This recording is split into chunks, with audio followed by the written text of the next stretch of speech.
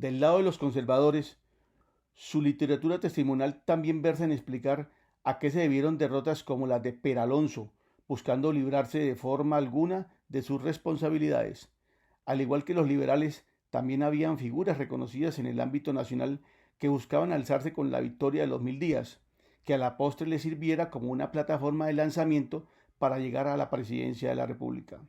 De estas memorias se hace alusión a las escritas por el general Vicente Villamizar Jaimes, quien en sus relatos hace una apología de su plan de guerra, al tiempo que adjudica la derrota en Peralonso a la desobediencia de los generales subalternos como Ramón González Valencia, quien, según él, estaba aliado con Manuel Casabianca, general considerado como el más apto para dirigir las tropas gubernamentales, pero por no pertenecer a la línea nacionalista del ministro de Guerra, no fue considerado para dicho cargo. González Valencia escribe sus memorias como una réplica a los señalamientos de Villamizar, en donde justifica su no responsabilidad en la derrota de Peralonso. En otro análisis, se puede considerar que el punto de partida de las memorias sobre la Guerra de los 1000 días se da a partir de lo escrito por los comandantes militares que tenían la responsabilidad de la guerra, verbo y gracia, en el caso de los liberales, a partir de lo escrito por los generales Uribe, Durán, Vargas y Herrera, y en el caso de los conservadores por lo escrito a partir de los generales Villamizar, Casabianca y González Valencia, entre otros. En este orden de ideas surgen otras memorias de oficiales subalternos, haciendo apología a sus superiores, los generales ya citados,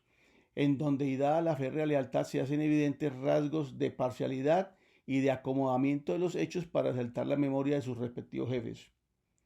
En este caso, se pueden citar las memorias de los generales Lucas Caballero, Mas Grillo, Sabas Socarrás y las memorias del general Tulio Arbeláez.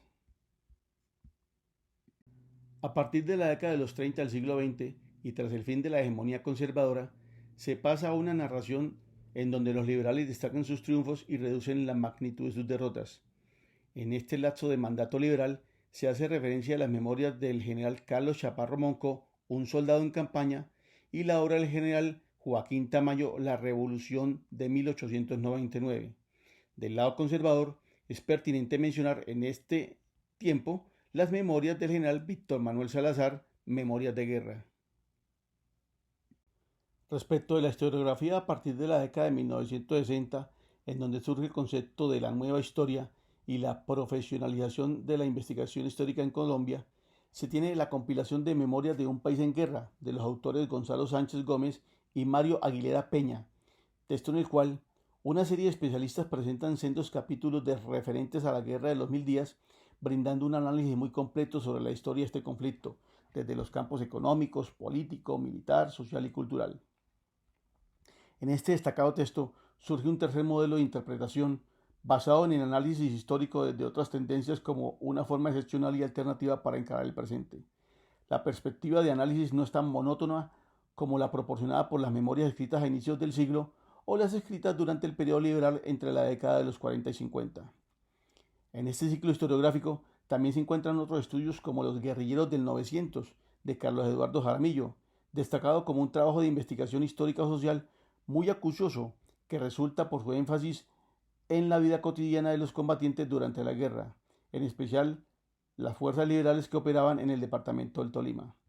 Por otra parte, se tiene la obra de la historiadora Aida Martínez Carreño, La Guerra de los 1000 días, testimonio de sus protagonistas, donde se muestra el impacto del conflicto sobre la población, recogiendo relatos olvidados de personajes partícipes en la guerra, como las mujeres, los músicos, los campesinos, los sacerdotes, en una especie de historia desde abajo, en contravía de la historia política que se ha escrito a lo largo del siglo XX sobre esta contienda militar.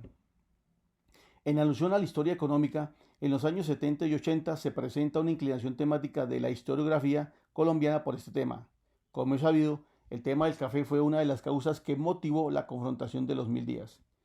Charles Berquís, en su obra Café y Conflicto de Colombia 1886-1910, determina la incidencia del café en el panorama económico y sociopolítico de la sociedad colombiana en momentos de la regeneración frente a las limitaciones financieras del Estado y las restricciones impuestas por la sectorización regional. Como marco conceptual, la historiografía sobre la Guerra de los 1000 días se puede analizar desde conceptos como la historia política, la literatura testimonial basada en las memorias, historia de la subalternidad, como historia económica, como historia social y o cultural, y dentro de este concepto líneas como la vida en el cuartel de los soldados, el reclutamiento, las prácticas de medicina para curar a los heridos, los roles desempeñados por la mujer, los desaparecidos en la guerra, la cotidianidad y costumbres de la población durante el periodo de la guerra, el arte, la música, etcétera, o como historia de la violencia, y de igual forma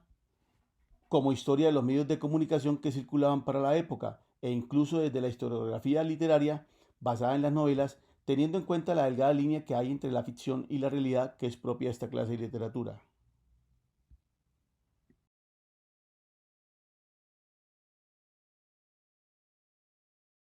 La historia de las mujeres es otra vertiente que clasifica dentro del marco conceptual.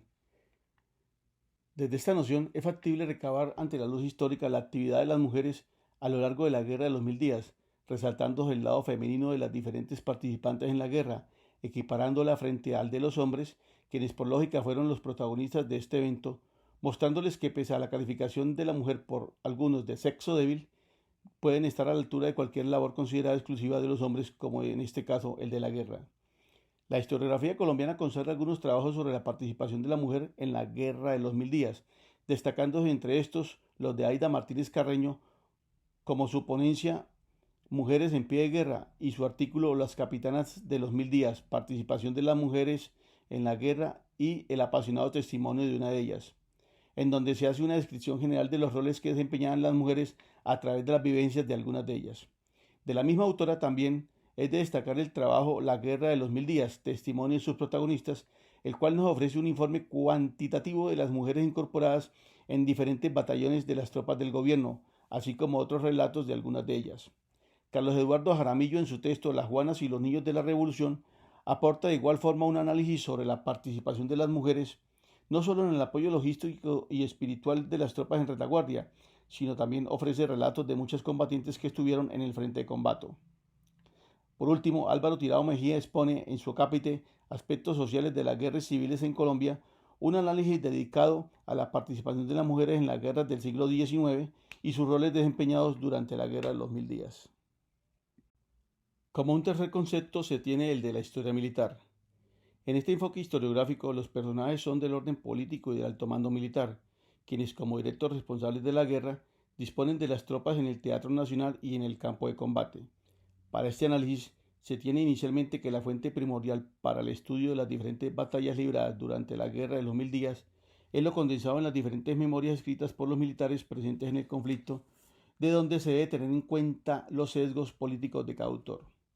En este campo se relacionan los trabajos de Joaquín Tamayo, La Revolución de 1899,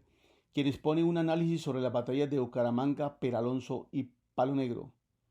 Carlos Jaramillo, a su vez, en Los Guerrilleros del 900, efectúa un análisis de las tácticas guerrilleras y de espionaje y de los medios de información utilizados durante la guerra. Jorge Horizon, en su texto Memorias Militares, Campañas del Norte de 1900, ofrece un análisis de las batallas libradas en los departamentos de Santander y Norte de Santander, verbigracia las batallas de Bucaramanga y Palo Negro, entre otros combates. Brenda Escobar, en su artículo El río Magdalena en la batalla de los Mil Días, expone el desarrollo de la batalla de los obispos acaecida el 24 de octubre de 1899 en el marco de esta guerra de los Mil Días. Se agrega a las conclusiones que se pueden inferenciar a lo largo del presente trabajo parte del pensamiento de Fernán González, quien manifiesta en sus textos Guerras Civiles y Construcción del Estado en el siglo XIX colombiano lo siguiente, abre comillas: las guerras civiles explican a partir de la lucha entre las diferentes facciones de los partidos liberales y conservadores, las cuales crean lo que se llama comunidades imaginadas de copartidarios,